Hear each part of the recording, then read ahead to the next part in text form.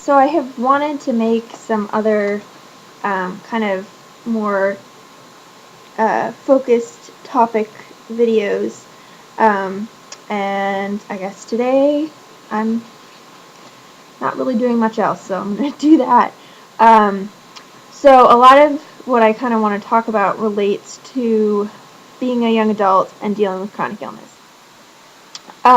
So one of the things that I want to mention is that this is a fabulous book.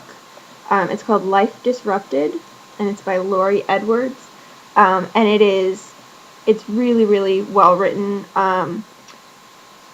It's written by a woman who has a lung disease and a number of other things, chronic illnesses, and she's in her early 30s, I think, and just kind of goes through a lot of the stuff that I think is really common for young adults with chronic illness to go through and deal with. And she writes it in a really straightforward way. Anyway, it's just a really, really good book. I have read it multiple times, and I keep kind of going back to it for different parts. So I want to talk about kind of dealing with chronic illness and how it relates to your body image. I have scars. I have a port-a-cath in my chest. I have all kinds of stuff that are kind of battle wounds or whatever from having chronic illness. And I'm moderately self-conscious about some of them, mainly my port, because it's so obvious when it's accessed, even when it's de-accessed. It's something there implanted in my chest. And when it's accessed, like there's a needle in it, and it's kind of, I don't know, it's just a weird thing to have to deal with. And it was, like, I accepted it fine, but when I started dating with it, which really it's just been Eric that I have dated with the port, like I haven't even been on casual dates with anyone else since I had a port put in, and that was a long time ago. So,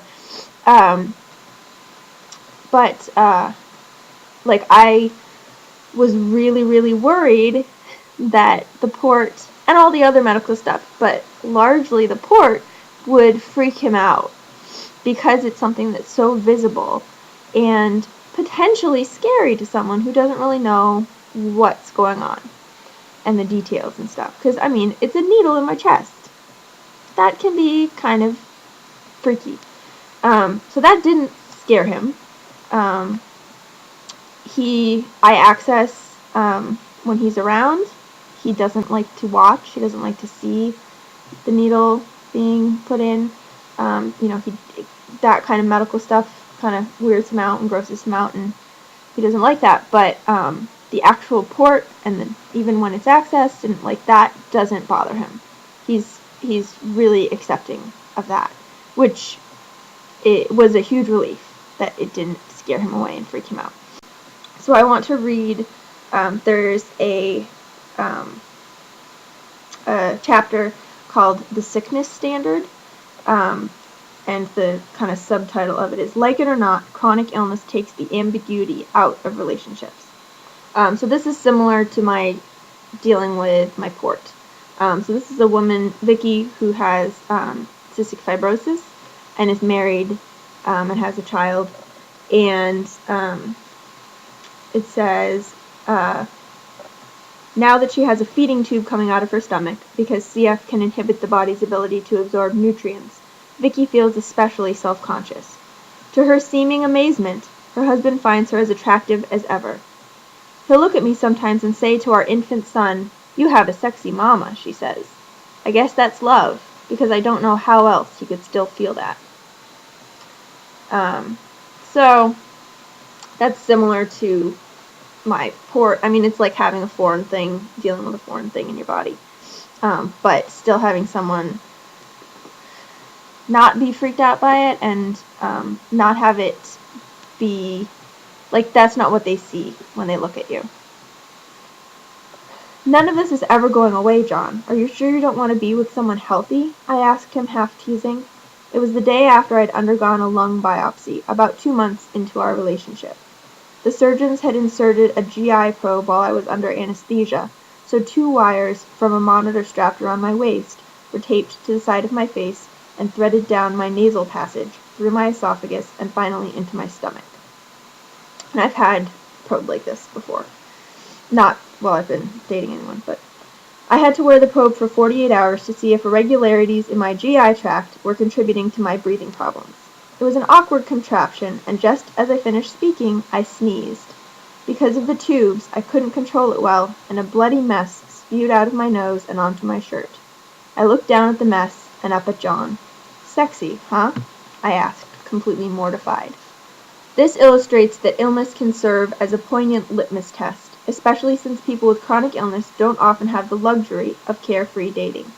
Dating is simply more complicated. No less wonderful, thrilling, or incredible, of course, when chronic illness is present. Whether it's navigating embarrassing bodily fluids, looking at needles and injections, or massaging away frequent pain, chronic illness has an intrinsic ability to weed out the fainter of heart. In addition to the weightier issues of mortality and morbidity, illness can also be messy, dirty, phlegmy, smelly, sweaty, and anything but appealing, and the more corporeal aspects of it are equally telling. After all, if someone can find you attractive even when you've got a GI probe shoved down your nose and are covered in blood and snot, that someone is likely in it for the long haul. Now, I have not ever had an experience exactly like that, but relatively early on in my relationship with Eric, I don't know how many months we had been dating.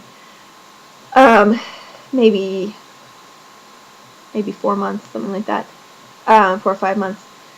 I was on tigacycline and really having a rough time with it, and was at his condo one morning and started throwing up. And he happened to be, I think I maybe have talked about this before, he happened to be in the bathroom at the time, so all I could do was get a bowl and sit down on the kitchen floor and throw up into the bowl. And that's, I mean, it's gross and whatever, but like, that didn't really scare him off either. I think he was concerned and surprised when he came out and found me there on the kitchen floor throwing up. But, you know, he helped me deal with it and whatever, and he had to go somewhere, and and I had to go somewhere too, and I still went, but, you know, he dealt with it pretty well. I was concerned. I mean, stuff like that, you don't really want that to be part of a relationship, especially early on, but I think with chronic illness, it often just becomes part of the relationship, and you can't help it. I mean, you can't help it if you're throwing up or having night sweats or, you know, all of this stuff that really is not very attractive, or having to deal with a port, or having to deal with, you know, whatever else you have. I don't know that my feelings about my port and stuff like that, and being insecure about things like that, have really gone away. I mean, I don't know that it'll ever go away as long as I have these visible signs of my illnesses.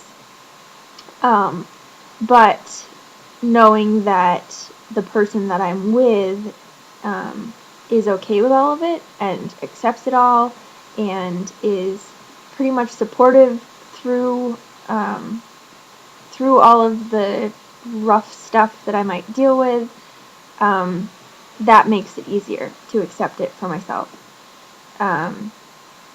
And I still wish that I didn't have these things to be part of the relationship. It would be so much easier if it was much more straightforward, even if I was still sick, but if it was, if there wasn't so much outward evidence of the illness, I guess.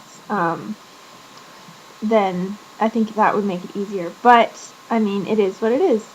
And I have a port, and that's fine. And, I have times where I'm up in the middle of the night throwing up, and I know that if I need to, Eric will, stay up with me. I've never woken him up in the night when I've been up throwing up, because I would have felt bad making him be up also.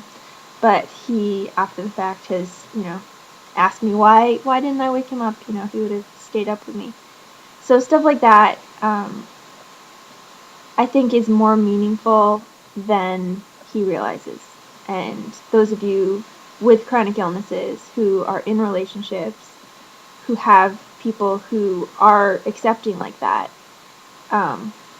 probably understand what I mean. And maybe your partner doesn't realize how profound their acceptance is either. But, after spending years feeling like you're somehow less than a whole person because of your illness, and then finding someone who basically says, no, like, you're good how you are. You're fine. Like, I love you how you are. I mean, it sounds really corny, and I don't mean to make it sound so corny, but like, that's a huge thing to find someone who doesn't, who looks past all of that stuff, and, loves you in spite of it all, loves you because of it all, loves you because of who you are, which includes all of that stuff. So it's just like, it's a huge thing. So anyway, I've gone on long enough, so that's it for that topic. I have other topics to talk about as well, and hopefully eventually I'll get around to that. Bye.